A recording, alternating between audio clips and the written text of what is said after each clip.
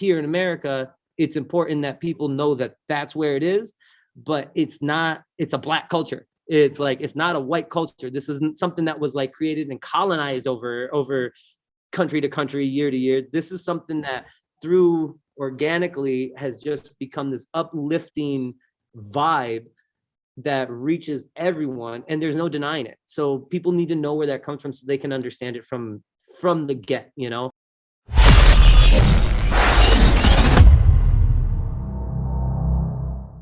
Salute to the subscribers, those that live beyond the Cypher. I am your host, Illskillz. This is Beyond the Cypher, the podcast that shows the humanity in the superhuman. If you're new to the channel, please consider hitting the like and subscribe buttons. They cost you nothing. Today, for episode 34, Naptown Seoul, we have a Midwest representative. This individual is building his legacy not only as a member of the Crew 616 Technique, but also as one of the architects behind the 317 Street Dance Academy. So, please welcome to the show, Bboy Seoul. What up, Seoul? How you doing, my man? What's up, man? It's good to be here. Thank you so much for having me. No doubt, man. I'm glad you can make it, man. I know you're a busy dude. I see you in the office right now. Because you have the youth league and you have the dance academy, and we're gonna talk about that in detail. But I got one question for you, man. So last night I stayed up to about 2 a.m, right? Because I'm looking to invest in other markets as far as real estate, right? And one of the markets that made my top 8 to look further into was Indianapolis, man. And I know you've been living there for a few years now. What would you say are the up and coming areas in Indianapolis? I know this has nothing to do with breaking, but this is my own. No, that's cool, man. You know, before I moved down to Indianapolis, we used to do a few tours, my crew and I, and we would always kind of drive through Indianapolis, and we never really spent any attention to it or thought twice, especially about like actually moving there, until one of my crewmates we were driving through and he just dropped it. He's like, you know, man, I was doing some research and Indianapolis was like top 3 in lowest crime rate, lowest unemployment, and like overall happiness of people in the city. And I was like, really? Like, it's not what I would have expected, you know, but people know it. And then when I came down here, everybody was like, yo, you know, they call it Naptown because everybody be sleeping on us. And I was like, yo, it's kind of true, man. The city here just kind of goes under the radar because it's like you have Chicago and then people think Chicago for the Midwest, you think Detroit, and Naptown, man, Indianapolis has got its own thing here. And so as far as like real estate and depending on what you want to do, you know, currently where I'm at, I'm in like a northeast suburb of Indianapolis. It's called Fishers. And it's like it's everybody that is moving into this area, into like the Indianapolis area. A lot of the people are coming here. So there's like it's an older city that is like turning more and more progressive, you know, it's moving its way towards really expanding its horizons and its borders to a lot of things. It just recently became a city, so it was like really small, you know. There's a bunch of cornfields and stuff like that, but now it's actually becoming something, man. So no doubt. Now I don't want to give up all my good research game, but I do know you guys got the Indy 500. Mm-hmm. You guys get the Big Ten championship. The NFL Combine is there, so it's a lot of things. You guys have the Colts, so you know there's a lot of things going on in that town that make it an attractive place. And I was like, I gotta ask Seoul. He got boots on the ground over there. Let me see what you say. They just had we just had the March Madness. Wake up, fellas. We finally here. Indianapolis. Now we just got to find the stadium. You just say Indianapolis? The Final Four. Indianapolis. Indianapolis. Indianapolis. Uh-oh. Uh-oh. You do know we're in the Maryland, right? Indianapolis is in the Indiana. 2 different states, man. The whole tournament was here in Indianapolis. So the NCAA, that whole organization is based here in Indy. And so, you know, with COVID and everything, they had to figure out whatever was going to be the best situation for them to still be able to run something like that. And we had the Super Bowl here back in like 2012, I think it was. And so our city is kind of built out for major sports events and like long weekends and things like that. So they were pretty, like, it was pretty easy for them to be able to move around and just make this whole month-long thing happen. So they had the entire March Madness tournament here, and it was beautiful, man, because there were so many like weekend opportunities for different artists to be involved, and like our streets were flooded with like people from everywhere again. So it was, you didn't have that like vibrancy, right, within the city, especially for so long. So to have something like that come kind of in the middle of the pandemic, you know, and then for the like the artist scene here, it was a huge boost because the money that came in for the tournament alone, it was like, I think they put out, oh, I don't want to be wrong, but it was like 6 figures worth of money out to different artists to like create entertainment in multiple venues for the entire month, man. So it was a big boost for the city here. So you could, if you had your ducks in a row, you could have got you a nice check from the city to put on some entertainment. Yeah, man, we did actually. We got to do a couple things. We got to do a couple weekend performances. Our students got to rock, and we threw an all styles battle too. You know, so it was like the money came in for everyone, and that's kind of what it's about, is spreading it around to as many things as we can here in the scene. You know. Yeah, no doubt, man. Well, thanks for that insight. But now we get into the traditional Beyond the Cypher question: how, Soul, did you get into breaking? Ooh, man. So I first got into like hip hop first. I got into the music, man. All right. So you remember back when you could buy like CDs, like through the mail, you could buy you get like one CD and you pay like $23 for it or whatever, but then you could get like 7 CDs for a penny or something. Right. Yeah. So I was like in middle school and my dad was like buying CDs, and he would be like, yo, you can pick like 1 or 2, right? And this was like right when that this is right, kind of silly, but right when that Shaq movie came out, when he was Kazam. Yeah. Right? Yeah, bro. So I was intrigued, bro, because to me, Shaq was like a polarizing figure, but like to hear him on like an album with Fushnikins later. The hooper, hyper, protected by Viper. When I'm out the hooping, yo, you better decipher. In other words, you better make a funky decision, cause I'm gonna be a Shaq knife and cut you with precision. Forget Tony Danza, I'm the boss. When it comes to money, I'm like Dick the Boss. Now who's the first pick? Me, word this morning. Not a Christian late, not Alonzo Hornet. That's okay, not being braggadocious. Supercalifragilistic Shaq is alladocious. These I gotta go, I ain't no joke. Now I slam it, jam it, and make sure it's broke. What's up, Doc? Can we rock? Like the Can We Rock remix and stuff like, I'm just like, that was the first time I like heard like people rap like that. I was like, people can like make music like this, like, and immediately I was kind of hooked. And right around the same time, I had some friends move up they were from like Mexico, Texas, like that border area, and they moved up to where I lived, and they were writing graph. And so they were like, yo, check it, like, oh, you like hip hop music? Like, yo, check this out. Like, this is graffiti. And so he showed me like their alphabet, and I was just intrigued with that too, bro. And they also braked. So they were like, yo, come to the crib. We want to show you some more stuff. And they were breaking, and they were doing like 90s, and like they could do like 2 flares and just some real basic things. But all of it like kind of surged to me. And like, I was like 7th grade. So this is probably like 2001, 2001-ish. And then it just kind of was its own little thing growing up until I met my crew in 2005. So like, it was just like, you know, I was just kind of that kid in high school that could like dance a little bit, or like I was that kid that would be like, nah, I don't want to stay and go to school events. I'm trying to go like downtown to Grand Rapids. They had like teen nights and like teen club nights and stuff. So that's where I was always at, trying to find like other dancers and stuff like that. But I never met anybody until like 2005. There was like a competition, and I ran into somebody from 616 Technique.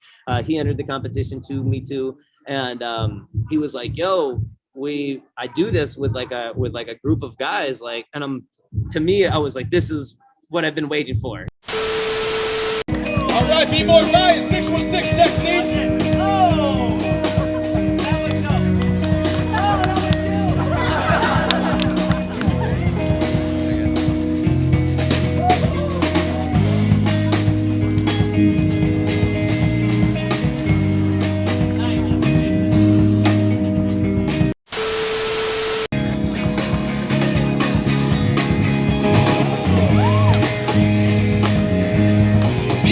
go, 616. Give it up.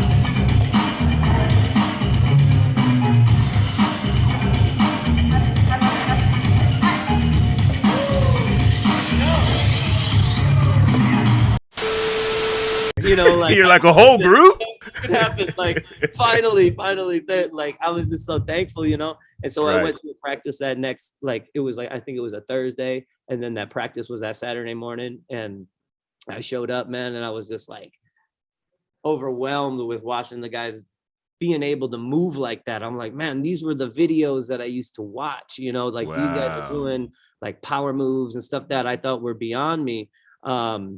Because like when I first started, all we had was VHS tapes.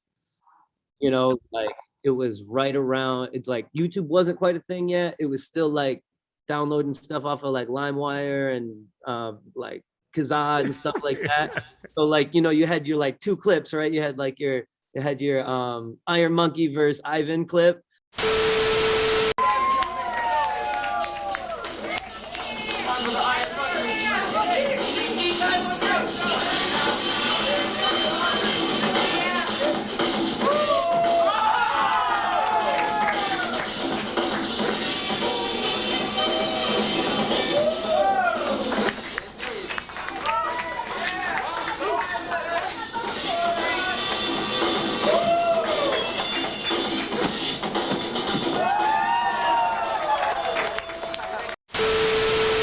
And you had your Nightcrawler doing air flares clip.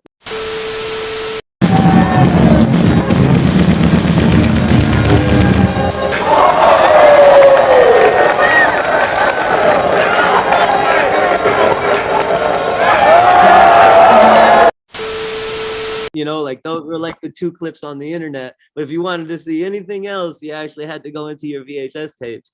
And so, you know, like those kind of got me started when I was like in middle school before I met the crew. But like once I met the crew, man, they were already like street performing, and they had already done like a couple gigs and stuff. So they had a little bit of a momentum rolling.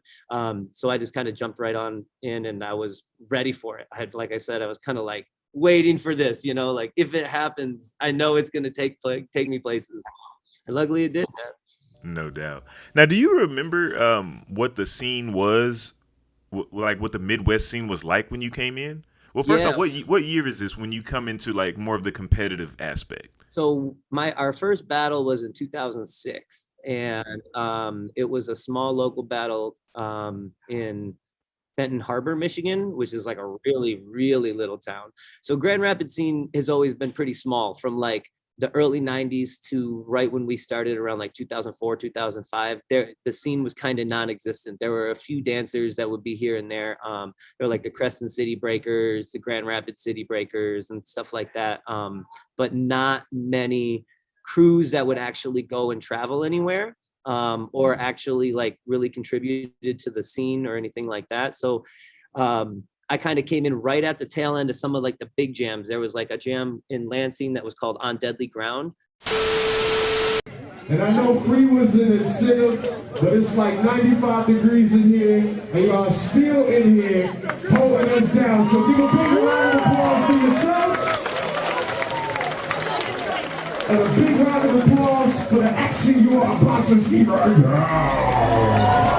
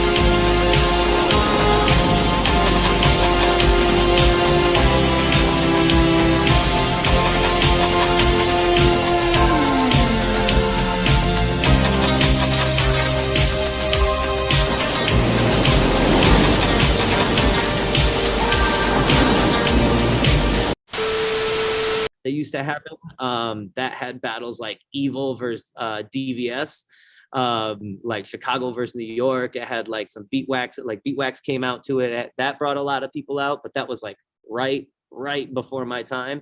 And then same thing with like Scribble Jam. We got Annie's back in 2001 and we regrouped, and it went off really swell. We didn't have that many problems with organization. You know, we kind of had it all together and it went really well.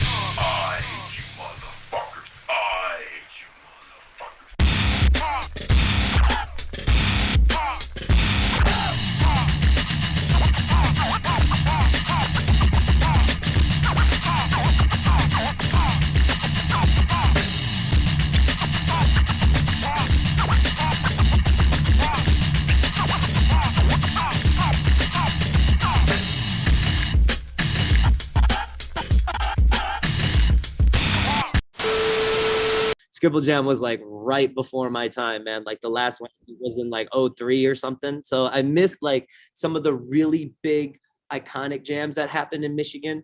But in like 2006, the scene was heavily influenced by collegiate breakers.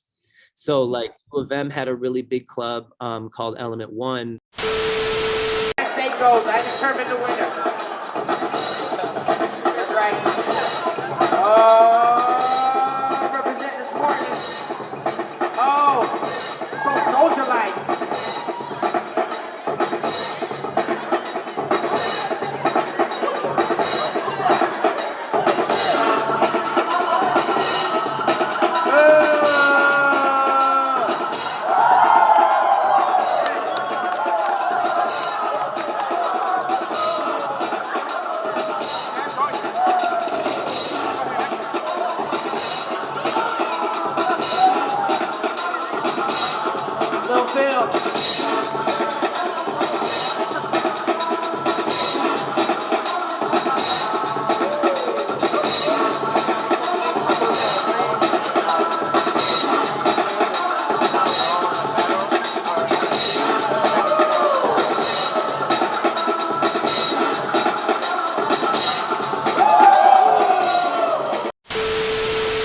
So they were throwing a lot of big jams. And then you had crews like Hardcore Detroit. They were still throwing big jams. Motor City Rockers, so like over there in Detroit and stuff like that. Those two crews were still throwing big events.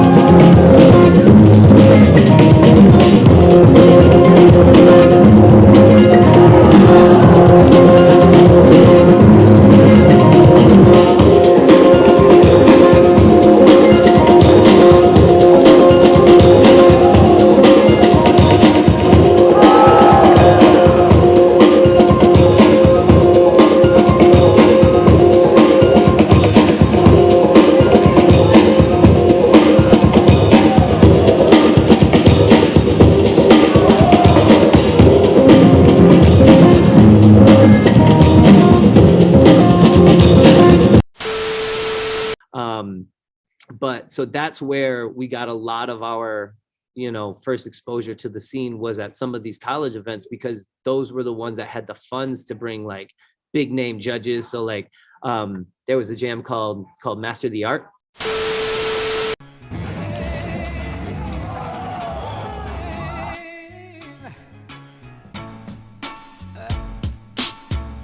She listened to what the MC said. She might as well plug the RCA chords into her head. Taking that into consideration at the center of creation. Cats still criticize my frustration raps. Off he goes, cop some flows, cross your toes in hopes that I don't climb you like an obstacle. Mission impossible, fishing in the kitchen sink. Y'all will fall for anything, so what you think this kid'll bring? Poker face, let me hold my place. The namesake is Slug. But you can call me Stoker Ace. Open invitation to catch today's ejaculation all across the front of your pretty little apron. This goes to those that want a mouthful of Sean's load. Thanks for starting now, you're barking down the wrong road. Sacrifice plays a part in grabbing mics from now till the afterlife. I'll continue passion like a... And that's one of like Michigan's longest running collegiate jams. I think they've had it like 13 or 14 years now. And like the first one that I went to had like Poe One, Dizzy, and somebody, I forgot who the third judge was. But like the next year they brought like Alien S, and like, so they always had like bigger name, higher level judges. So those were, and DJs. So those were always the jams that we were like, all right, these are the ones that we're going to train for.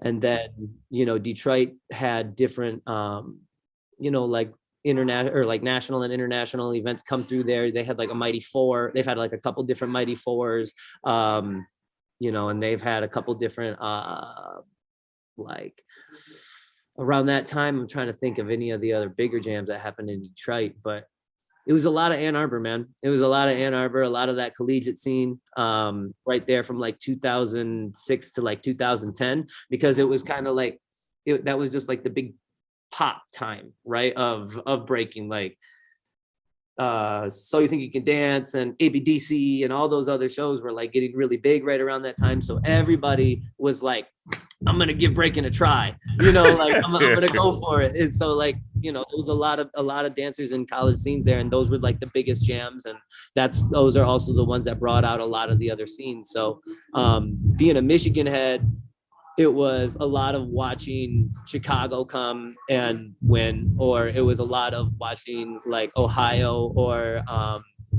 like some of like the Zulu Cats or like the Ready to Rock Cats. They would come out and they would do a lot of damage in battles all the time. And then sometimes we'd get crews like Supernats and Toronto and stuff like that. Some of Canada would hop the border, come over to Detroit and Ann Arbor and catch wreck in the jams. It just wasn't, Michigan didn't have a lot of powerhouses to be able to compete with a lot of those crews as I was coming up.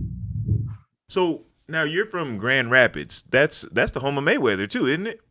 It is, man. Whoa, not many people know that. Yeah. He doesn't claim it very much anymore, but he's so Vegased out at this point, you rarely hear the Grand Rapids story, right? But But who would you say were the architects in the Grand Rapids scene? Either when you were coming up, or even maybe if you know the ones before you. Yeah, man. So for breaking, I would definitely say the Grand Rapids City Breakers. They were like the number one kind of squad. There was a dude named Cooley C who brought a lot of info around, and he was one of the few dancers that actually like continued to stay around and kind of stay relevant throughout, even though like his time had passed. There was only a few of them that did that. So for breaking, I would say he was definitely one. As far when I was coming up, there was a big promoter who was also an MC. They were a part of a group called La Familia.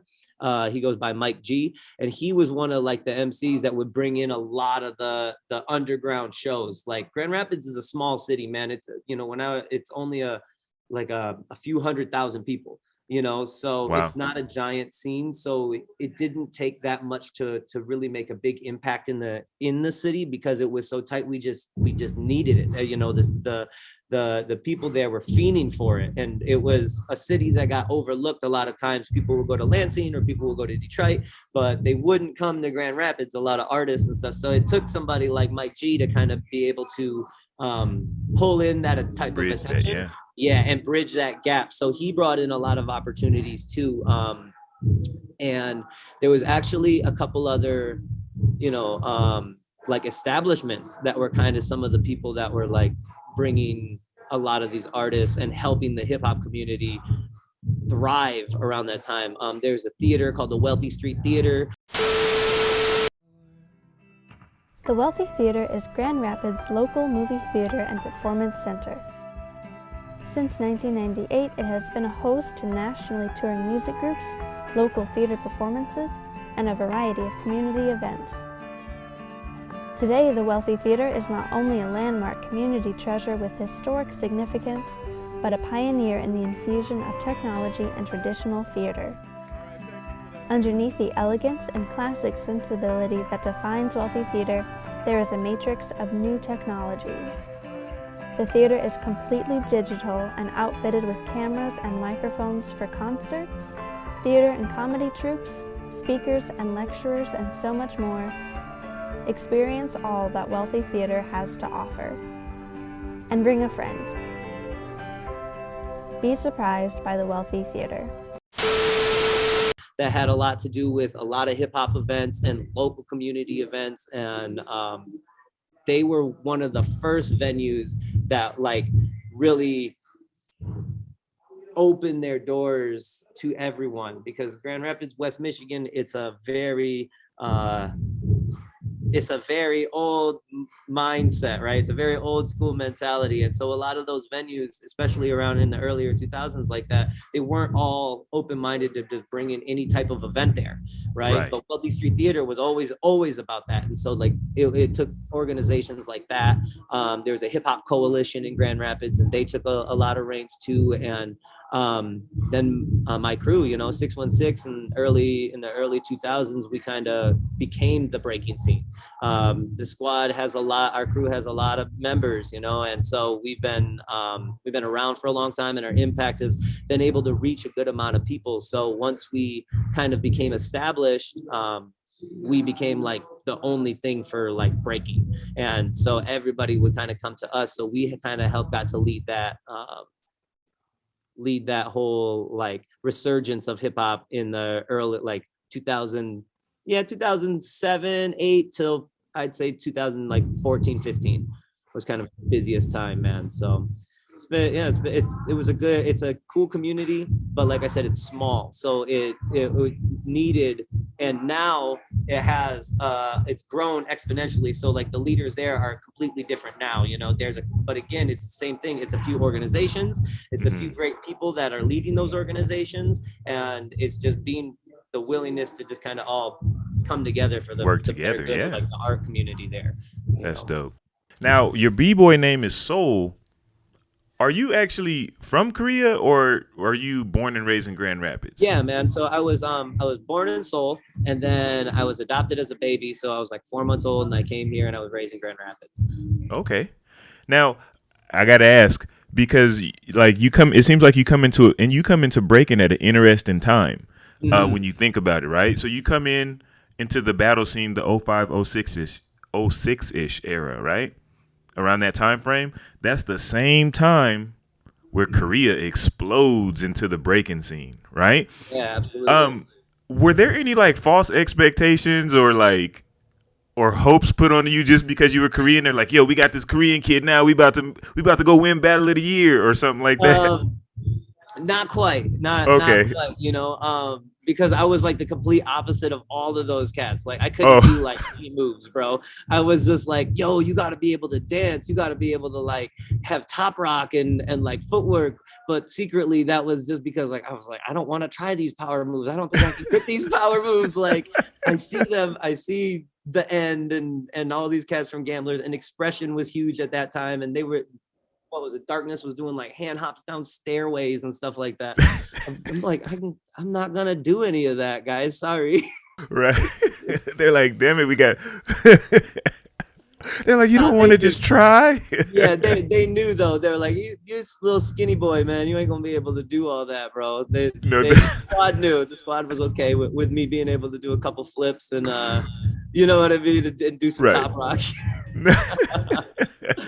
But we were a whole new squad, we all had our strengths and our weaknesses, and like between our crew, it was more than just the dance, like a lot of crews, it was just about the relationship we had and the things that we brought to the table beyond our actual dance ability. And for me personally, thank you, because I don't know if I'd have made it with many other squads, or else it would have been a tough come up for real. No doubt.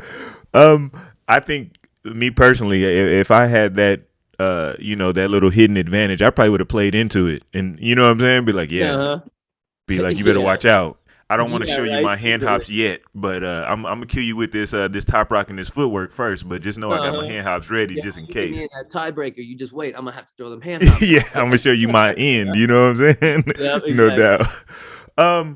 So Grand Rapids, you said it's a small community, right? Tight knit community, and often maybe overlooked for the Detroits and the Chicagos and so on and so forth. To me, that kind of spells out like a chip on your shoulder when you do show up to the jam. Like, yo, we from Grand Rapids and we about to show you what it is, which usually leads to rivalries, right? So what were some of the rivalries between Grand Rapids and insert name? Like, what were your either out-of-town crew rivals or maybe other cities that you were rivaling because they tried to little brother you? Like, how did that work out when you guys were on the come up?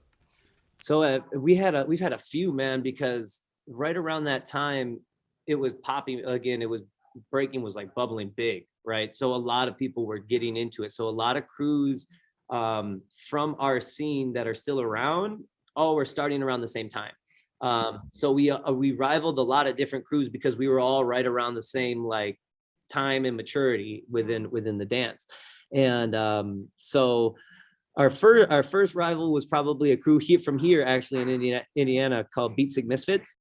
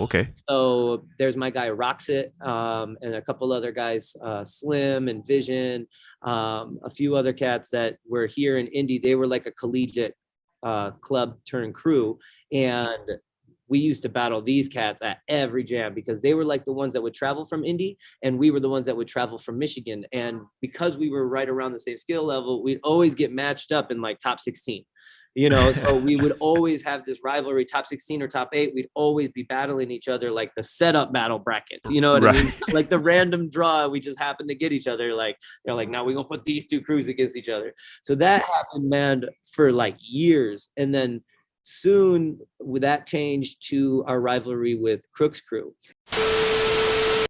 He ain't a crook, son. He's just a shook one.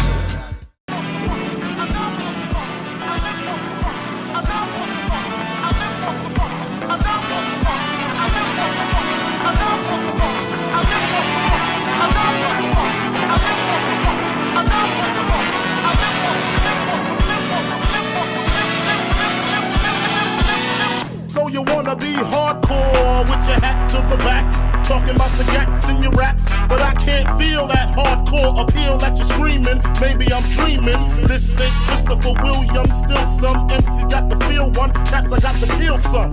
To let niggas know that if you fuck with big and heavy, I get up in that ass like a wedgie. Says who? Says me, the lyrical. Niggas saying Biggie up the street, it's a miracle. Left the drugs alone, took the thugs along with me. Just for niggas acting shifty. Sticks and stones, break bones. So that one lasted for like 2 years because like when they came onto the scene, they just went to every battle in the Midwest and won like every battle in the Midwest.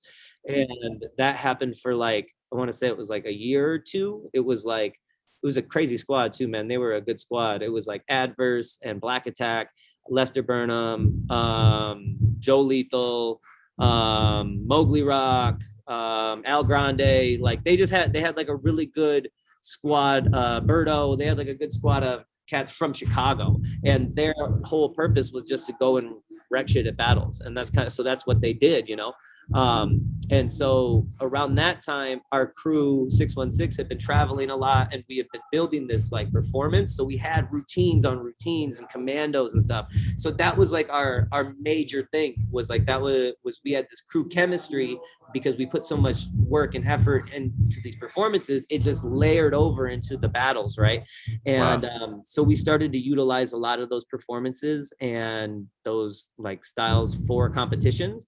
And when we did that, we started competing against Crooks a lot because they had the same thing.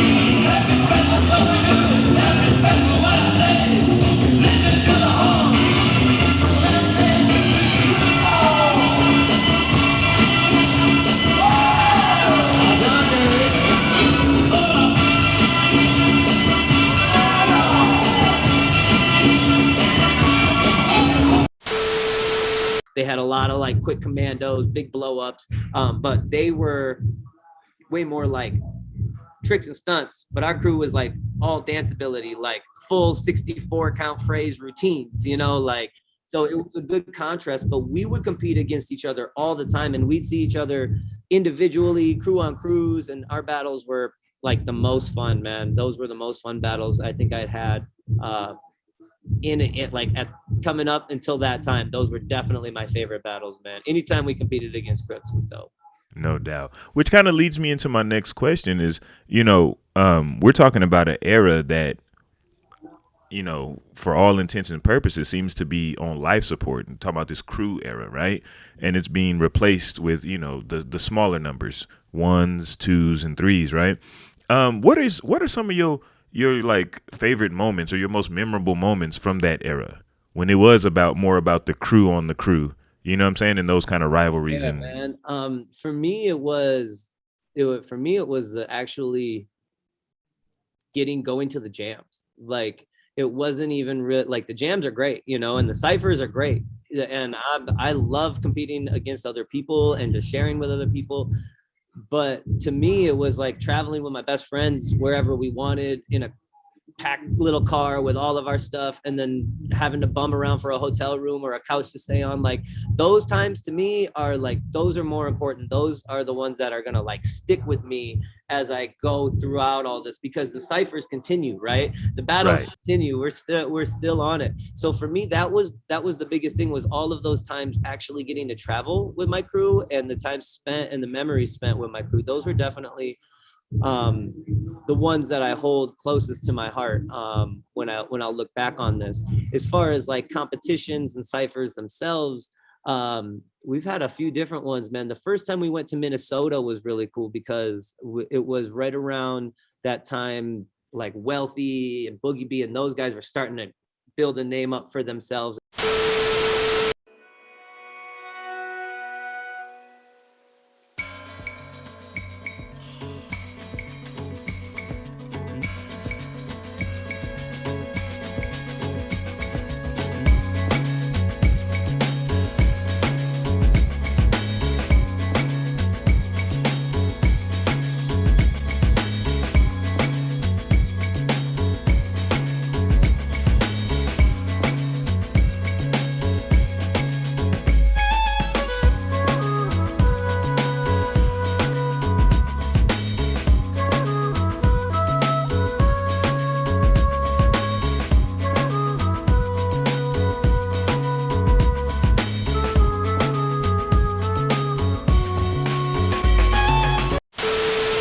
And we had to go, and we spent like a week there because we had like 2 shows in between the week, and then there were 2 battles on the 2 weekends. And so we got to stay in the city and we sessioned a little bit, and we just kind of like, we rolled up to a session. I think they had posted that there was a session on like a forum, right? Like 3 months ago, or like, this is the schedule for our open session. And so our squad just kind of rolled up on their open session, and it was like Boogie B and this dude Minzy, and things were cool the whole time. Like, we were cordial. And then we got outside and they were like, dog, come on, yo, we can't not battle, and it's freezing cold, bro. It was freezing cold. We were all just done sessioning, and we was waiting, you know what I mean? We figured something was like, this was gonna go down. And so we just stayed outside, and we was all in shorts, and there was no music, and you could see our breath. It was like negative. It was not negative, but it was close to negative degrees, because it was like ice cold. And we just battled out on the concrete for like 30 minutes, and like, wow, it was like those, and it was just Minzy and Boogie B, and it was like 6 of our squad, so it was like 2 on 6 the whole time, and they held it down, man. It was those times. Shout out to them. Like, you build, shout out to them for sure. But you build that respect in those like random moments, and like, so certain things like that a lot of the times are the ones that will stick out with me more than the actual jams, because we go to jams and ciphers, and that it's not that it becomes redundant, but it's that you kind of know what to expect. When you go and you're that active, and when you're in that season, you see the same people, you're training with sometimes the same people, sometimes you're seeing them weekend to weekend. So the growth isn't as exponential in between those times. So it's not as surprising what that person is bringing, or it's not as like, you don't have that like, that element of surprise, or that first time, that genuine reaction to what's going on in the cipher, because you've seen it so often. You become kind of like, I don't know, you become kind of not what's the word I'm looking for? Immune to it, you know, you just know what you're gonna see. Yeah, you become, I don't want to say numb to it, but yeah, immune is good. Yeah. Yeah. No doubt. So, like we said in the beginning, you're in your office, you're at your studio. How did you transition into teaching, or even why did you transition into teaching breaking versus just being like, it's all about me and my crew? We've always been taught, our crew has always been taught, each one teach one is like rule one, right? Like, is everything has to be handed down, because in our experience, nothing was handed down to us in Grand Rapids. We had to figure it out ourselves. Nobody braked, you know, nobody except for our crew. So we had to do our own research to find the history of the city, to find the history of the community, to learn how to do these moves, to learn how to communicate with other breakers. You know, like, nobody was there to even give us a guide, right? Or even a ladder to be like, hey, y'all, this is the way that it is. So that part to us has always been extremely important, right? To me personally, it's the most important, because we want this thing to live on. We want the legacy of what breaking is going to go so far beyond it. And if we have to be able to tell the story, and we have to be able to tell the story correctly, you know. And our crew's first mentor, his name is Coda. He used to be Jedi Glide. He was a part of Motion Disorders way back in the day, and then now he's crew called Weapons of Rhythm.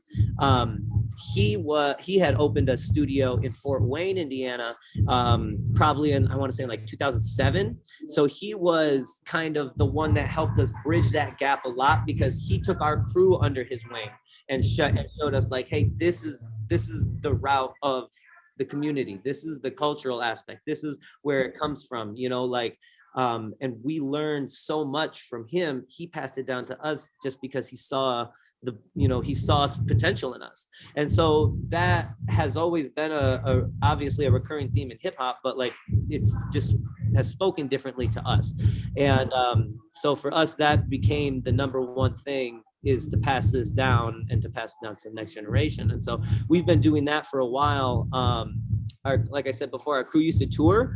And so we created like this, like a performance and a workshop. So we would go and we would do our, like, it was like a 30-minute set, and then we would do like a 30-minute workshop, and we would bring it to different colleges and universities. So that kind of forced our hand to figure out how to teach, how to learn how to teach, because we're reaching students that had never tried breaking before. We can't expect them to be like, all right, awesome breakers, right? So we had to like re-break our own mentality to figure out how to teach these basic moves so everybody could achieve it. Everybody could feel like they actually learned something, you know? And so that was kind of, that forced our hand to learn how to teach. And then we had like a long stint of shows that brought us to finances to be like, our crewmate Ray's, he was the one who opened up 616 Street Dance Academy originally.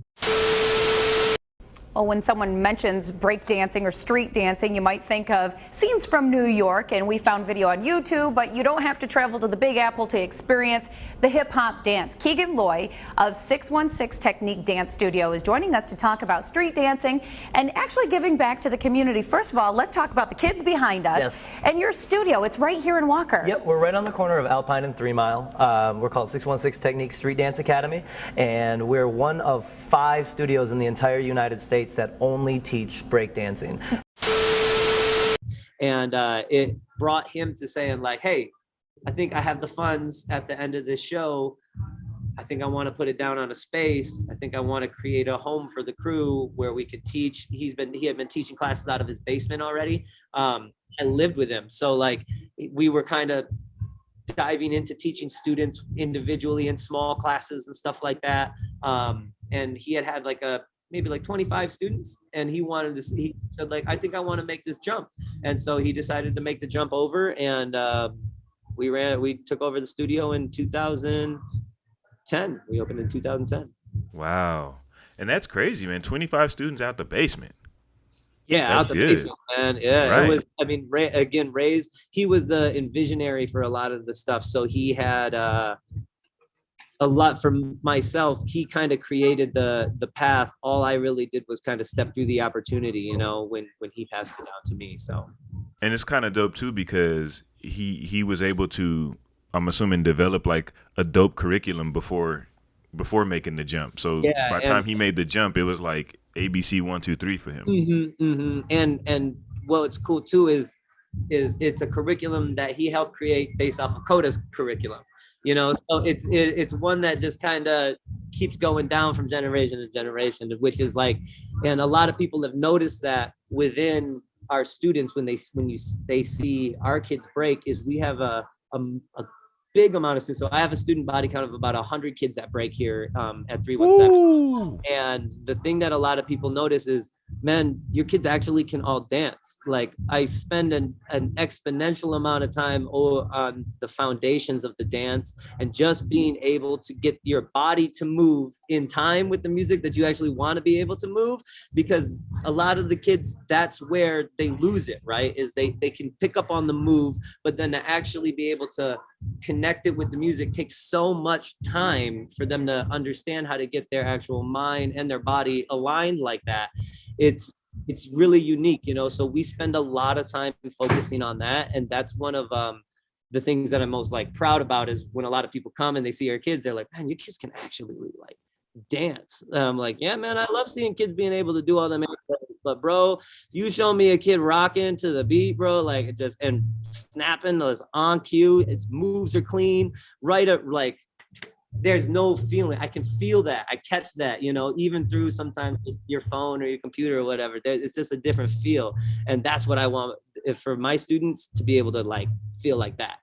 Right. And that's dope that you are cultivating 100 new breakers that'll be into the Midwest scene at large. It's bananas, man. And I remember, if I remember correctly, a quick conversation that you guys were having in Detroit. You said there's a couple of them that are ready. They might be ready to go in and branch off and get it in, huh? Kind of tailing back to like that, what we were talking about with a battle league.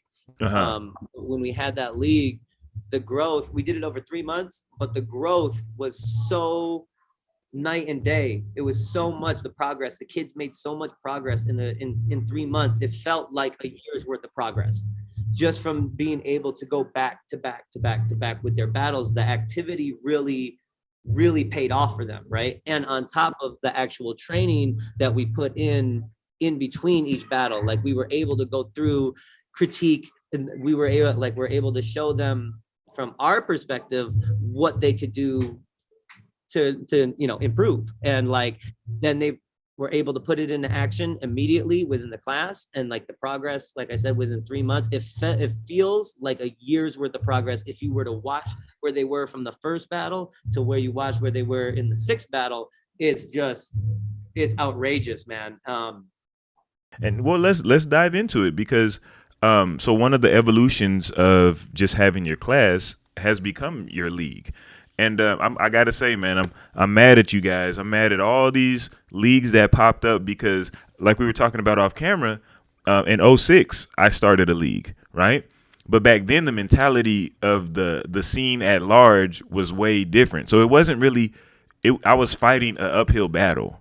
Mm-hmm. I figured like, you know, I would tell somebody about leagues and I'd have to hear about how it's not a sport and how it's, you know, all these different, you know, ingrained cultural rules that come, these unwritten rules that come with breaking. And I'm like, damn, now, you know, we got the Olympics, we got all these like thriving leagues, and so many people are on that wavelength now that I'm just like, I knew it. Yeah. You know what I'm saying? Ahead of your time, bro. You're ahead of the game, man. You know? So so what was the catalyst or the, you know, the beginnings of that transition where you started to think like, yo, I think that people competing consistently, you know, with a schedule, we'll keep records. I don't know if you do stats or not, but we'll do like a playoff and then have a championship, blah, blah, blah. Like, what spawned that thought process? Well, so when I moved down to Indianapolis, at first I still had the studio up in Grand Rapids. So initially the thought process was, man, it will be amazing to be able to have Grand Rapids versus Indianapolis battles, right? Yeah. House rivalries, right? first battle, right? I brought my kids from Grand Rapids down so they could smoke my kids from Indianapolis. You know, like you gotta learn, right? So right. And we're behind the scenes. We get to kind of pull those strings a little bit. The kids don't really know the lessons that they're being taught until later, but like that kind of spawned the whole thing. But that was a while ago. The way it really started to create a league was a meeting that we had between Midwest organizers and promoters. We had a Zoom meeting that was between myself, Mav1 from Motor City Street Dance Academy in Detroit, and he's the one who runs 616 up in Grand Rapids now that I'm down here in Indy. Eclipse from Heroes Rise in Cincinnati. It's been such a long road, but through patience and a strong partnership, we are creating a new space, a space to train, learn, share, and grow, a space for street dance by street dancers. The Heroes Rise Street Dance Academy, and I can't wait for you to join us.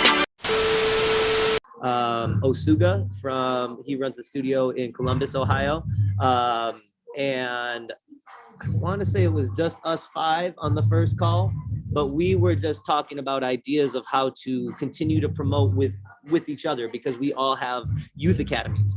And we just were talking about, wouldn't it be dope if we have all these little competitions that we could be within a time frame, and then we can just pull them directly from our competitions to have like a championship, you know? And I know there are other leagues that have already been doing that too. But the big thing that was interesting that I wanted to figure out was, because I knew I had the numbers. So this is during COVID, right? So this is this year or last year we were discussing all this. And I had even at that time, I still had a high student body count. I had like 80 or 90 kids, even during most of COVID. Wow. Yeah, I'm one of the really lucky few businesses, man, that were able to continue to like thrive and actually like expand and grow during this whole time. But it was, for me, I wanted to see what we could do within house, right? I wanted to test that first for our kids, because I knew we had a bigger number than what these other studios had at that time. And so for me, I was like, I'm gonna go ahead and see how we can test this in-house and see what it's like just in my own spot first. And then let's see if this can create kind of like an infrastructure to create that path for something bigger, right? Knowing the Olympics are on the horizon, knowing that leagues and things like this, knowing that the separation between sports and like dance are going to be making its like split here soon. You know, what are the ways that we can still serve the youth to feel comfortable, confident, and to getting into whatever path it is that they want to do, right? Because again, at the end of the day, for me, it's about like getting them paid, making this as easy as we can for them. If they want to dance full time, well, you know what? You can go these routes that's a little bit more traditional, or there's this entirely new route that's forming right now, and you could have this one too. You know, like to me, that's the most important thing, because for us, it was not like that. It's either you got to do it like this, or you got to do it like that, or you mix both. It's not going to be great. You know what I mean? Like I was feeling like I was told that a lot of times. So like for me, it's like, no, you can go this way, or you can go this way. So I feel like creating that type of infrastructure that's moving along with the times of what the Olympics are doing as this new avenue is being created.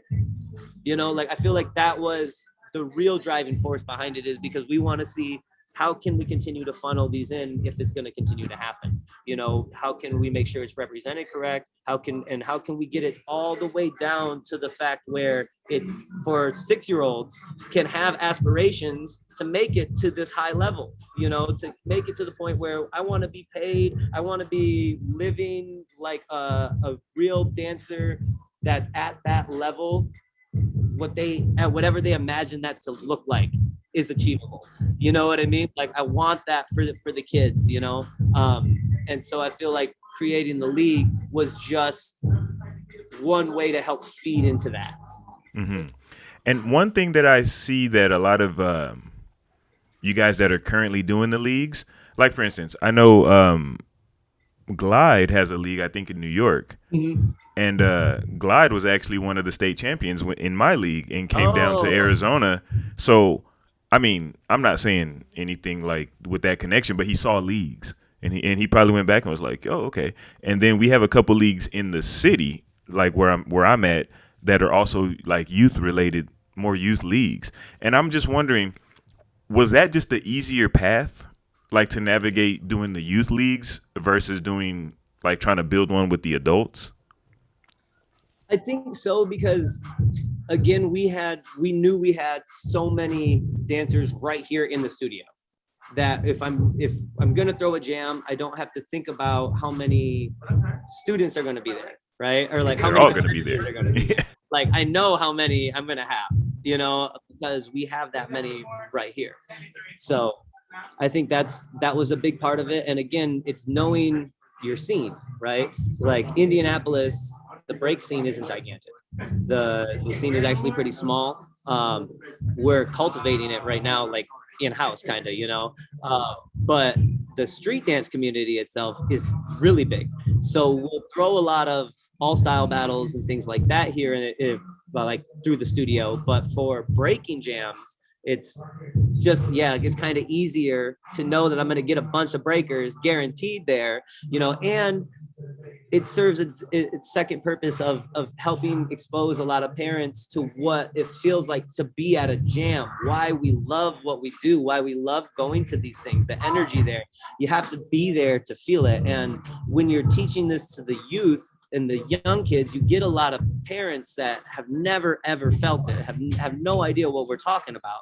So like for them to actually be there, that's key, because we make our kids' battles as close and as possible to feel like a real jam, you know, like the music is bumping, the DJs are live, the judges are real, you can call out the judges, like, you know, we encourage all of these things ahead of time, because again, it's just, we want them to learn it at the young age, because there's so many lessons to be learned through that they can get and they can understand when they're 9, 10, 11 years old, you know. And some of these things are like, if I had learned them when I was that young, like the places you would be or the things that you would know, you know. So it's those opportunities I feel like are really important. So we bring that right here because it's already in-house. That's dope. Now you brought it up when you were talking about like things like the Olympics, right? And so we're going into this 2024 Paris experience. And I don't necessarily want to ask you about that, but what I do want to ask you is, so I'm doing the research and I'm looking at, you know, what sports are going to be on the program, right? I see breaking, I see surfing, I see skateboarding, right? Cool. Then, you know, just for S&Gs, I'm like, you know what? Well, people have been talking about the LA one. Let me see what's going to be on the LA program. And so I look on the LA program and I see skateboarding and I see surfing. And no longer do I see breaking, right?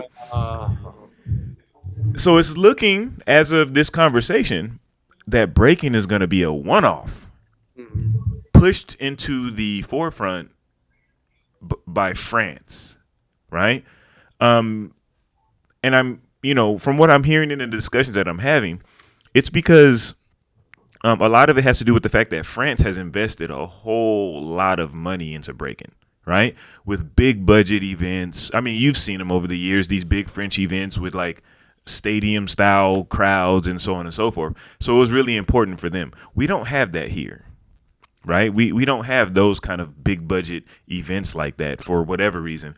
And a lot of people, to me, right? This is just me talking. A lot of people kind of expose themselves once this little golden nugget or this carrot came out, right?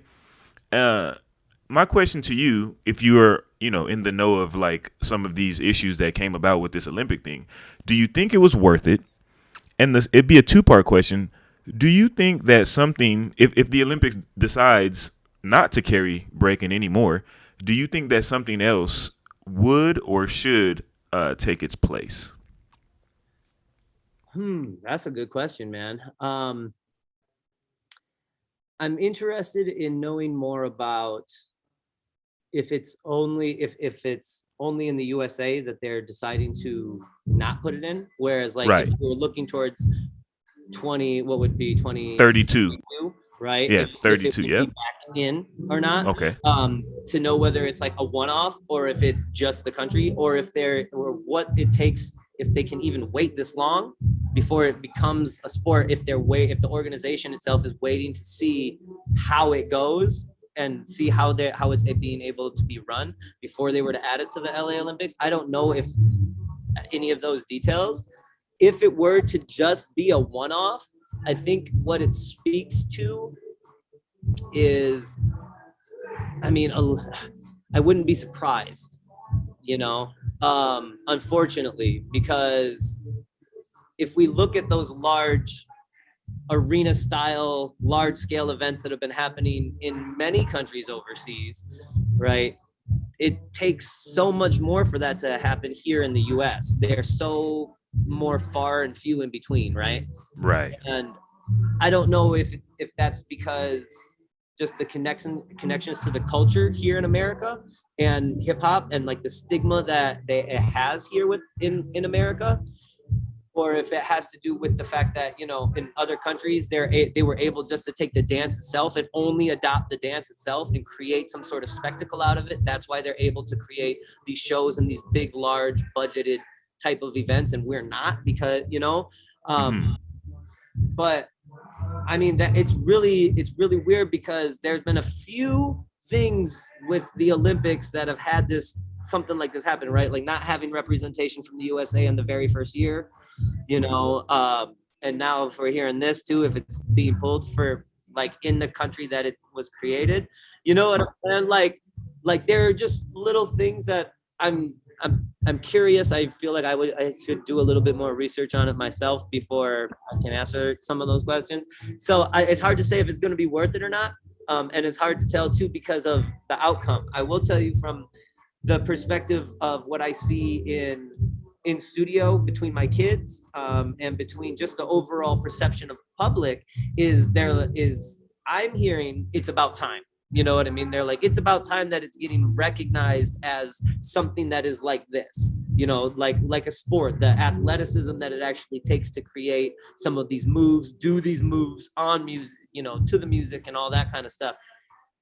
I feel like that in that small window of people that I'm seeing, it's gaining respect, which is cool, but it's like, yeah, we done already been knowing this. Like y'all should have already been knowing this, Right. You're doing it, you should already know. But like, so it's hard to say if it's going to be worth it or not, because I also have yet to see it be too detrimental to the scene or anything either. There hasn't been a real backlash on people saying like that was so whack, it hurt the scene. You know what I mean? So it's hard to say. I guess it's still in we're not even halfway there yet.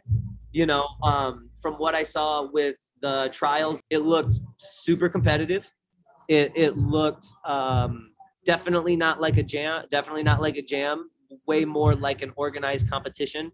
Saw a lot if you watch the crowd in some of the trial runs, some of the prelims, there were a lot more stone cold faces. There wasn't though. There was, no easy props, sure, but like, come on, y'all, these are the top ones of the country. Like, I know it's your competition, but like when you're doing a prelim and there's 90 competitors and they're only taking top 32, you're gonna kind of know where you're at when you're in there, I feel like.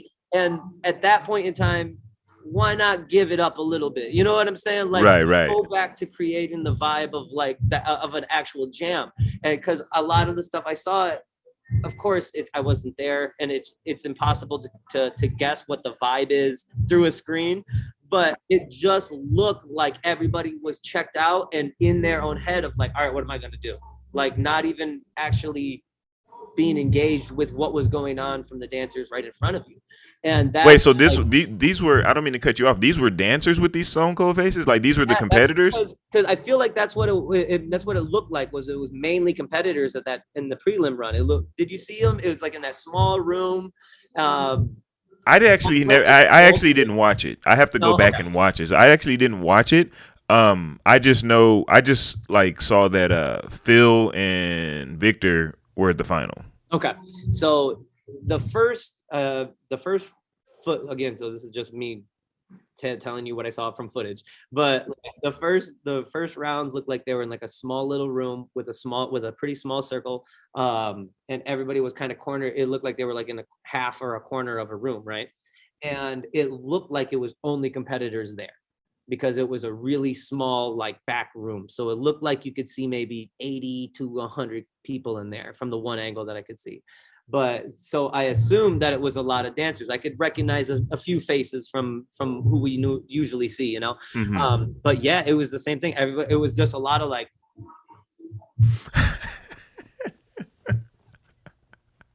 you know, and that's just like, like we are there. We are the ones that have control of the vibe of the jam. And if we're going to complain about how it's becoming a sport, and then when you're there, you just fall into the atmosphere of it to feel like a sport, it's only going to feel like a sport. You know what I mean? Like, I feel like that was the one thing that I saw, was it didn't feel like there was a vibe. But then the final battles looked like it was a vibe, because again, it had the huge theater, you know, and it was on stage. They had the two hosts that they usually have for a lot of those French jam arena events. Yep. And like, so that felt more like what we're almost used to seeing now, you know. You hear there was a lot of commentator backlash, you know, but like, y'all, neither one of them break. Neither one of them. So what do you expect? I feel like the one guy who I believe was a poet or an MC, he spoke obviously much better to the culture than the older guy did, who said, you know, oh, the slide on, you know, this little slide on the noggin, you know, or whatever, like, okay. Not the slide on the noggin. Yeah. You know, man. But like, it's experimental. We're at that time, right? We can't expect immediate results. This is the first like big trial that actually had all the countries there.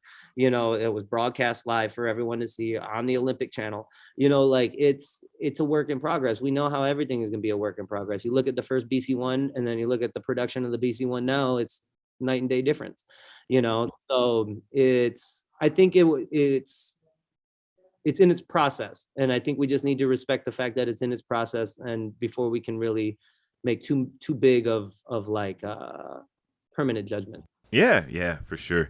And like I've had in these conversations on the channel, regardless of the outcome, it's one lane out of the many lanes in breaking.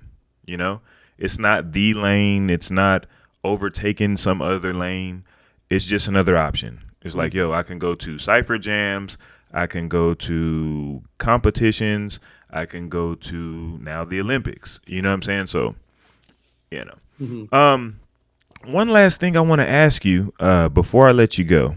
Now, how important is it that we pass down the legacy of breaking to the next generation? Man, it's number one, bro, especially in a time like right now. Right. In the past few years, things have been, you know, things have been being exposed. The community, the country is being exposed for the things that it has wrong with it. Right. And hip hop in general is one of its like beacons, because it's a Black culture. It's created by a Black culture. It's worldwide. You know what I mean? It expands beyond just the United States, but it was created in the United States. Like, right. It's no other culture can you say has had that power, right? Has had the proof to show it, that it influences everyone across the globe. You know, the first time I was in Korea, bro, and just seeing the hip hop in windows and advertisements, the way they dress, the 60-year-old grandmas in all Adidas suits and Puma tracksuits, and all this, like, it's mind blowing, bro, that it can connect from the little borough, you know what I mean? And 50 years later, it's impacting so many people around the world, right? So to me, the kids, and they need to understand the power that's within that, right? So I feel like passing down the legacy and the understanding of the struggles that this had to come from to create the diamond that it is, right? Like is so important. But people like we teach a lot of little white kids here, because they think breaking is this one thing. But when they come in, it's up to us to be able to show them like, yeah, look, you think this is just a dance, but there is so much more to it. And the ways and reasons that it has expanded as globally as it has is because of where it came from, and so for the kids to understand that is knowing that they have that power too, because this is also a culture that's created by 14, 15, 16-year-olds, that the kids have that power to be revolutionary within something that is already so revolutionary is like so important. It's so important, man, because not only do we want to preach that confidence and that be yourself, that self-expression, but like the fact that you can find a voice within something that already has created a global phenomenon. You know what I mean? Like no other culture has done that, but here in America, it's important that people know that that's where it is, but it's a Black culture. It's not a white culture. This isn't something that was like created and colonized over country to country, year to year. This is something that through organically has just become this uplifting vibe that reaches everyone, and there's no denying it. So people need to know where that comes from so they can understand it from the get, and so I feel like to teach that through the dance of breaking is easy, because for me it's easy to break down the lessons that you learn through breaking and then correlate it to what's going on now, or what they're learning. So I feel like it's all about, that's exactly what it's about, is passing that down through the tools that we feel most comfortable passing that understanding down through. And for me, that's breaking. So I feel like that's that's why it's so important to pass that all down, man. Well, there it is. There it is. Bboy Seoul. Naptown Seoul. My guy.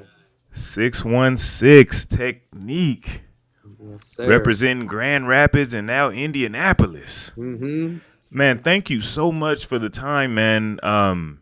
It's been a dope conversation. We didn't get to talk as much when we actually met. It was just like real quick, but I believe that this was really dope. A lot of jewels dropped. I think there's gonna be some people you're gonna inspire with, like, not just the dance schools, but the leagues and so on and so forth, and just to kind of to get out there and try to build in their community, Yeah. Every time, and I'm not gonna get on the soapbox, don't worry. But every time, like, I'm like, man, I don't know, will it work? Could it work again? Or is that window just closed? I end up in a conversation with a guy like you, and I'm like, nah, that window's not closed. I need to get out there. Throw your hat in the ring, Chris. You know what I'm saying? So people like you that have been through the fire already that need to help show the way, No doubt, man. Like I said, that's why this kind of stuff, this journalism that you're doing, the podcast that you're doing, stuff like that is so important, because we all go through, like, we're all dancers, we all go through it. We all go through these situations. A lot of people don't want to admit it. A lot of people have their own, demons and ghosts in their past or whatever.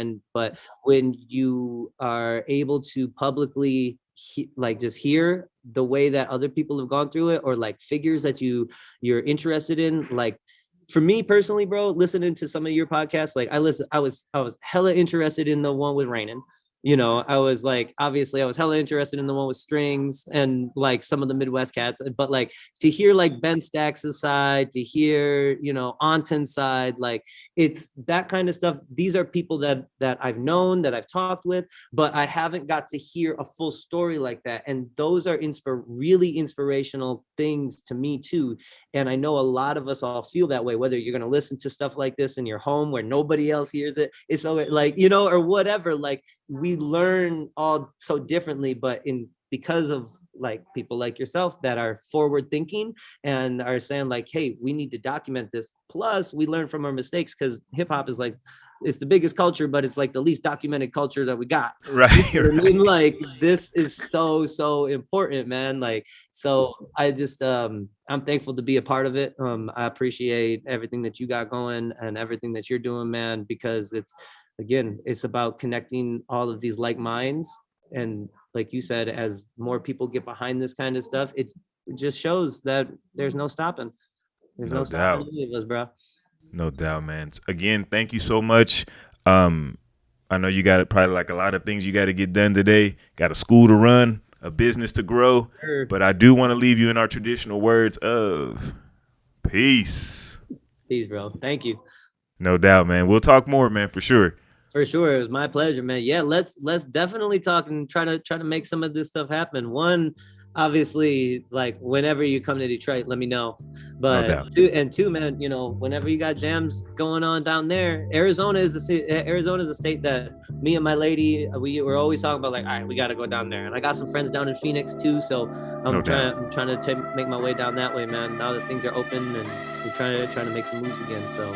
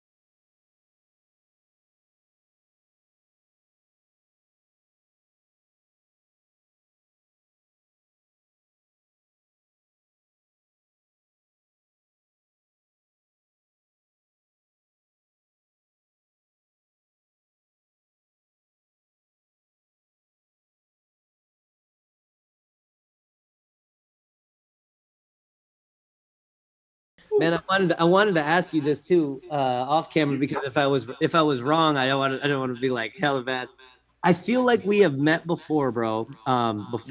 This. Did you go to, and this is a while ago, did you go to, you remember when Bale Rock had his birthday in Vegas? Oh, no. You didn't go to that jam? No, I didn't. No, okay. Okay. Because I feel like I met a few cats from Arizona at that jam, and I was like, oh man, I've never actually so met ill, you. bro. Huh? The cat that I met, his top rock was so ill, and then I was thinking back to the jam where I met you in Detroit, and I was like, oh, his top rock was so ill. I was like, maybe it was the same dude, like. Thanks, man. Yeah, I definitely want to do some more stuff in Detroit, you know? Mm-hmm.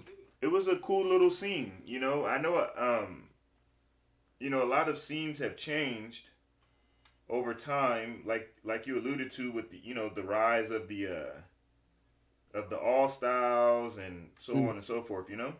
Yeah, man. And the decline of the breaking crews or whatnot. But I know that we were having some conversations in Detroit about doing some kind of like a sister city type thing. Mm-hmm. You know what I'm saying? And because I used to do, along with the league, right? I used to do like one-off events, you know? Yeah. So I used to do this one. Well, they were series, but they weren't part of the league. I used to do this event called the Takeover, right? And the whole purpose of the Takeover was we were going to build a team through a series of events. So it was a one-on-one, however many one-on-ones we needed to do to make like our 3-on-3 team or our 4-on-4 team, right? And if you won, then you made the team. And I was seeing what they were doing in Detroit, and I kind of was like, okay, cool. You know, the little mix match thing. I don't think I liked it because I found out at the spot about it. So I was just like, but my crewmate came. You know what I'm saying? Yeah.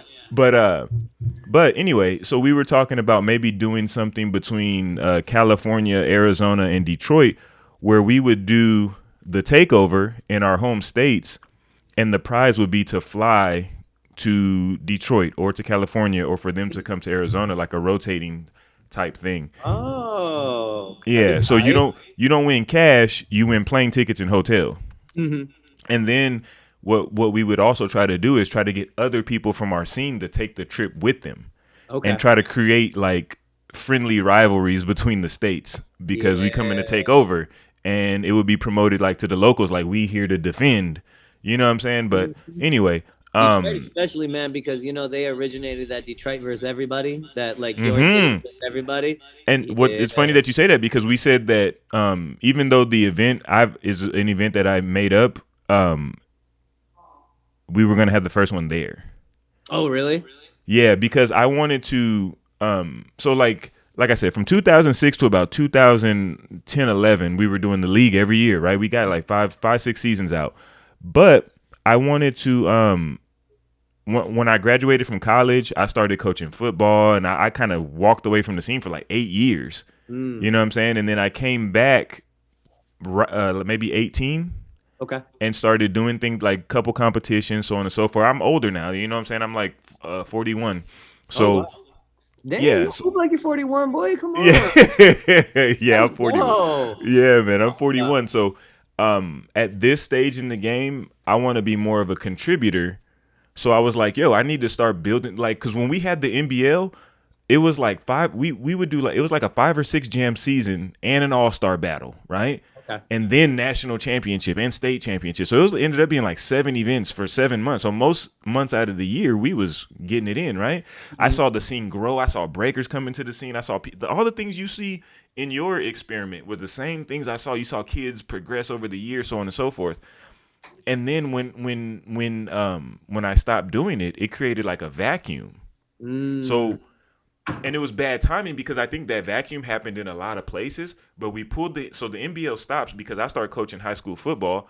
Nobody fills that void successfully. Mm-hmm. The amount of crews declined, the rise of the open styles, and now it's like open styles events featuring breaking, when it used to be breaking events featuring open styles, maybe. Yep. You know what I'm saying? So, but I was like, I want to come back on the scene again with something to offer, not just money. Mm-hmm. Because every jam has money, but I'll be the first one offering you an experience. You know what I'm saying? Like, yo, money's cool. I get it. We all need it, but you're going to get to go vibe out in a city you probably never been to. And you're going to go eat coney dogs, and you're going to go meet these people, and so on and so forth, and build, you know what I'm saying? And I think that is more important. It's not more important than money, but you know what I'm saying. Yeah, it's that experience. It's about about being able to tell the stories and say, "Yo, right. I won this jam, and now I get to go here."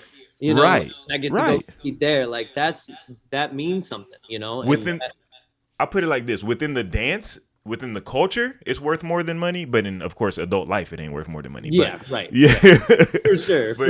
No doubt. But anyway. That's dope, man. So let me ask you a question. So are we gonna put this in? You want to put this in or no? Yeah. Okay. Yeah. Go ahead. Absolutely, man. I mean, I'm learning so much about just talking to you, learning a lot about you too, and like just to know that somebody has already you're ahead of the time, but it's a cycle, right? These Right. things you're gonna re-see a lot of these things. Like there are a lot of different individuals like that are forming leagues right now, right? And I love it. I really love it. It's a beautiful thing, man. Mm-hmm. So what do you feel like? So you said I feel like this too, right? If I were to step away from part of this league, that it would create a void that would create that type of like vacuum, kind of, right? Like, if you don't want to see that, because especially when you're the driving force that's you're putting everything you have into what this is, right? Right. So for you, what was that like? What was like to know that you're kind of the responsible one to put it all together, right? And then after you saw that kind of happen, not necessarily as a direct result, but it probably contributed to it, because if that was one of the big active parts of it, you know, what was that like for you? Because I feel like that sometimes too, you know what I mean? I feel like, all right, if I don't continue to put on these many events for the scene, who else is going to step up to fill that role? What would happen, you know? And how would I feel about it? So for you, already having kind of gone through it, and I guess kind of two-part question, how did it feel, and how did that influence your decision to want to come back to the scene when you did come back to the scene? Right. Okay, so the first part, how did it feel? I can't really say it felt some kind of way, because when I left the scene, I left so completely that for a while I didn't even know that happened. You see what I'm saying? It was like, and shout out to my guy Johnny from Furious Styles Crew, because that, like, season 1 he competed, but season 2 through the end, him and I worked together organizing and building it, right? So it was a couple things collided at once, right? It was like I'm graduating and moving on into my career from Arizona State University. That's where I went to school. I was a little bit, you know, fatigued from fighting the league fight, because unlike today, like, I would have people coming at me like talking about how stupid that was and it's not a sport, and so, you know, and it's just like, man, I'm getting to all these, like, I'm trying to put out all these fires of like, no, dude, this is viable. This is what we need. We need to organize and we need to unify. We need to organize. We need to unify. And they're like, you need to be quiet. You know what I'm saying? So it was a lot of that. And then there was also a feeling of you don't know what you got till it's gone. And that's what I started to hear from the actual dancers. Like, oh man, I need you to, man, you should bring it back. You should bring it back. And I'm like, hold up, wasn't you one of the people talking about no, well, from my own town at times, and I'm not, you know, it wasn't anybody specific, but there was like a vibe in the air that, oh, Illskillz is doing this for money. And I'm like, yo, I just want you to know there's not a whole lot of money in this yet. You know what I'm saying? Like, if anything, I'm not doing it for money. I'm just taking a risk. I'm doing it because I believe in it. And if we get a couple dollars off of it, great. But at the same time, Johnny and I, at that time in the scene, we were also sending people off to San Francisco to represent in Mighty 4. We were connecting our city to other cities. We were flying people to Seattle to do exhibitions. You know what I'm saying? Like, nobody was doing that. And to my knowledge, nobody has done that like Johnny and I did since. Mm-hmm. Now, you got House holding it down. But House is going to hold it down. That's just what House is going to do. Mm-hmm. You know what I'm saying? And you got the Outcrowd crew. They were holding it down with their anniversary. And then you had the rise of the Youth Breaking League with Scaby. But people doing it like that for the adults, it didn't happen. Mm-hmm. You know? So the first part is like, I kind of didn't feel anything because I was like, you know what? Y'all got it. I'm going to go out here and coach this football. You know what I'm saying? But as far as the second part of the question, which was talking about, repeat the second part again, just so I make sure I got it right. Did that influence you, or how did it influence you? How did to come back? Right.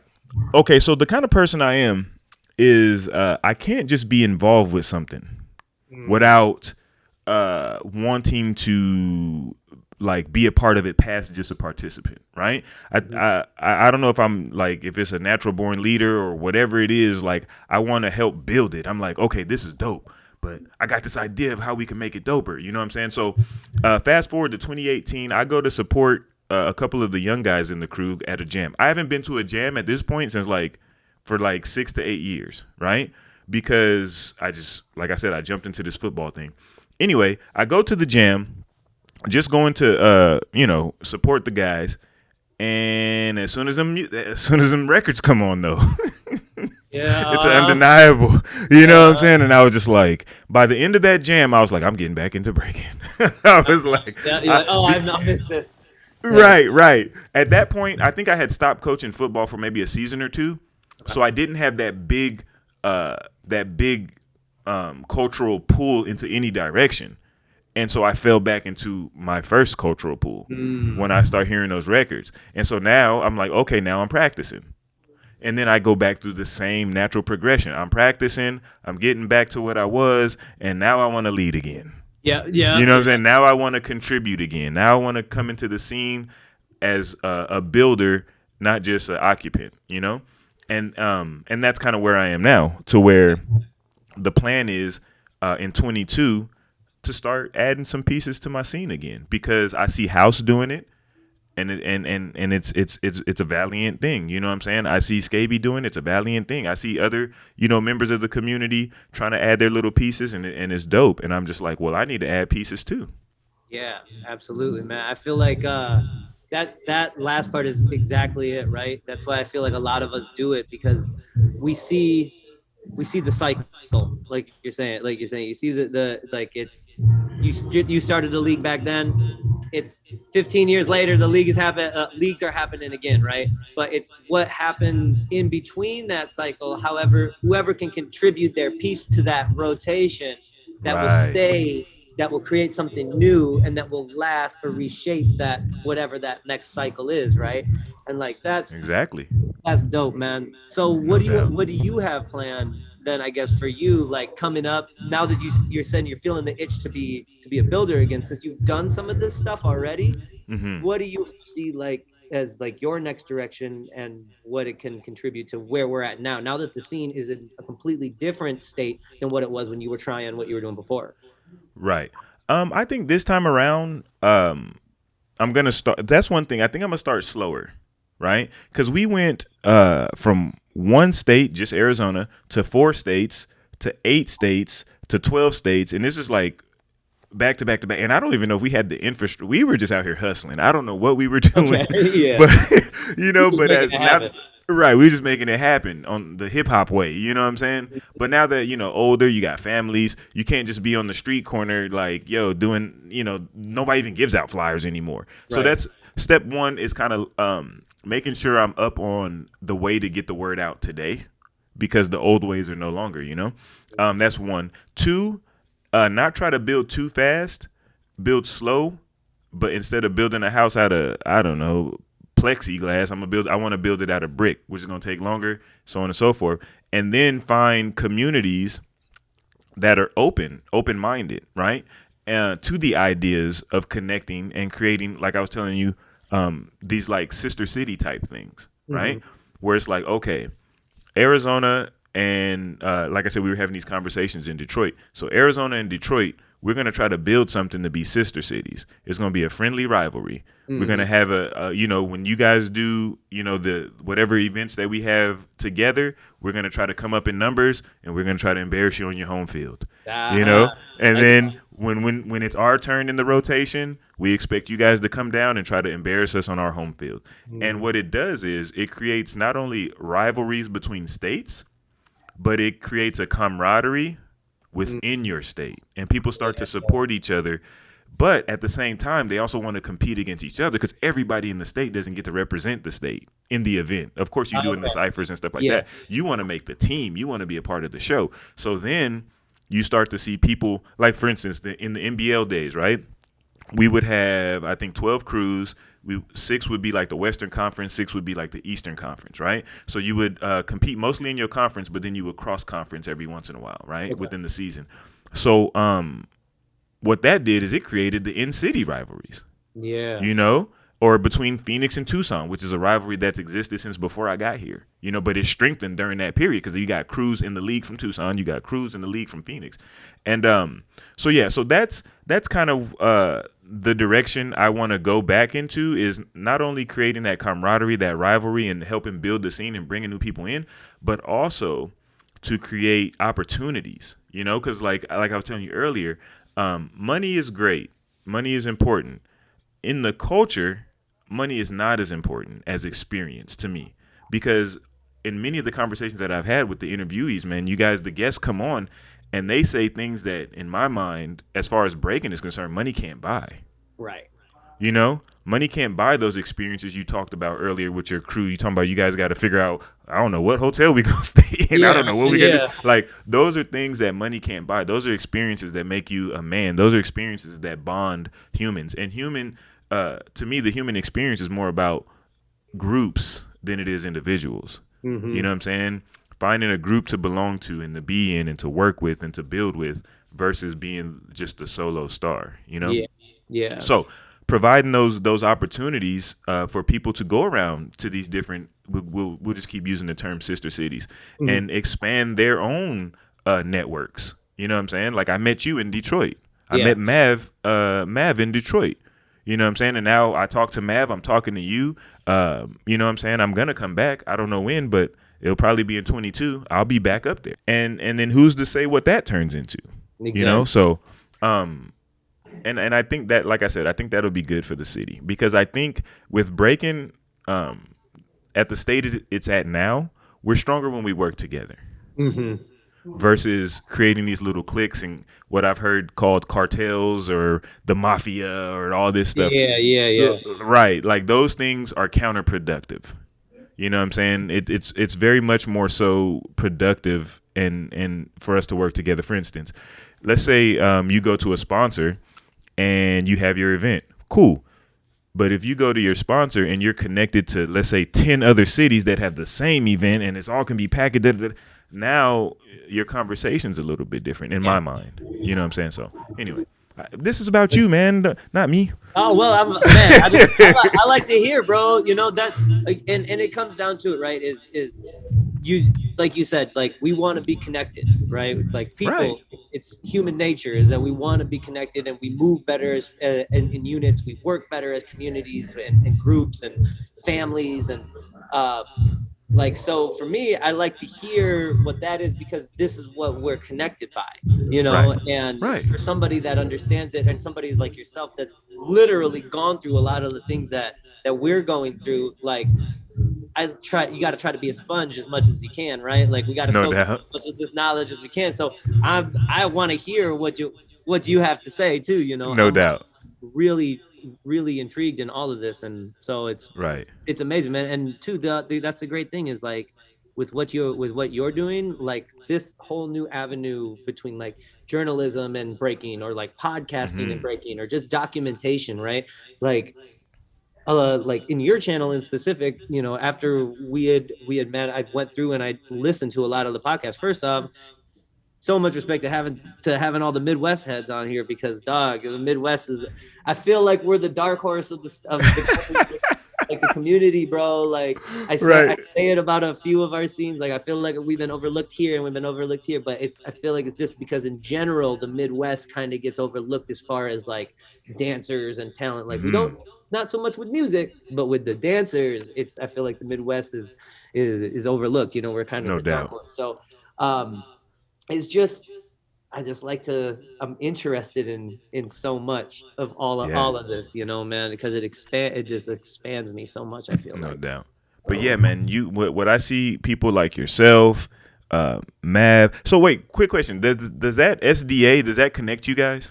Yeah, not quite. So it's just Street Dance Academy, and so we were connected kind of originally. Like, when we opened 616 back in 2010, Mav, when he was gonna open up his spot, he asked if he's like, you mind if I put, like, Street Dance Academy? He's like, because there's nothing better than to describe what we do than that. And I was like, bro, that's my guy. Mav and I have always kind of run the same wavelength in two different lanes.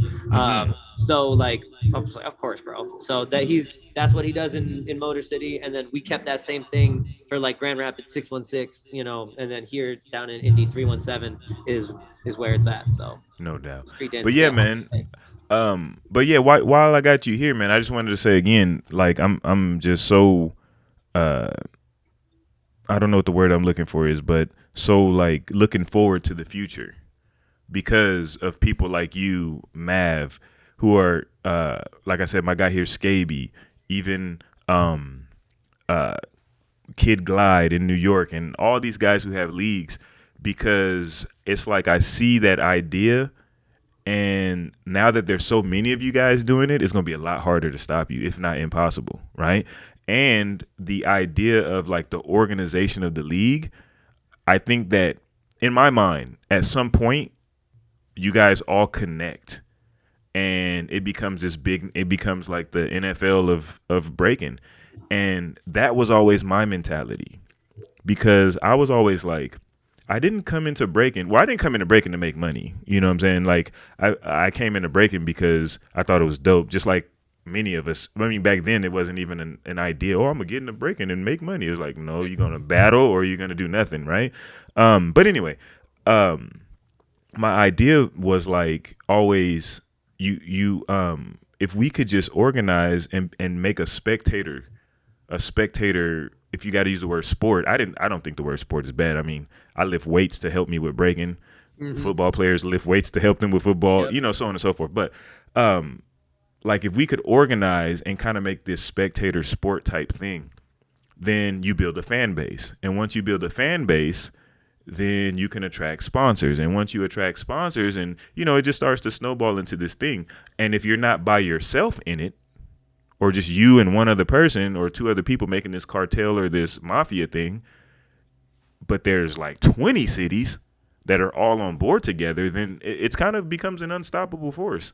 You know, at some point it's going to pop, you know? So yeah, man, and I think it's because we all kind of feel, a lot of us feel the same way, right? We all are able to recognize kind of the state of the scene, and you know what it needs to keep moving forward, and we're lucky, you know, there are a few of us like that have the mentality to make sure we're forward thinking and thinking about the next generation, you know. And then it comes back to us, is how can we connect and how can we meet that like middle point of saying like, all right, this is the way Glide runs his league, this is the way Soul runs his league, this is the way you run your league. What's the middle point that we can connect, right?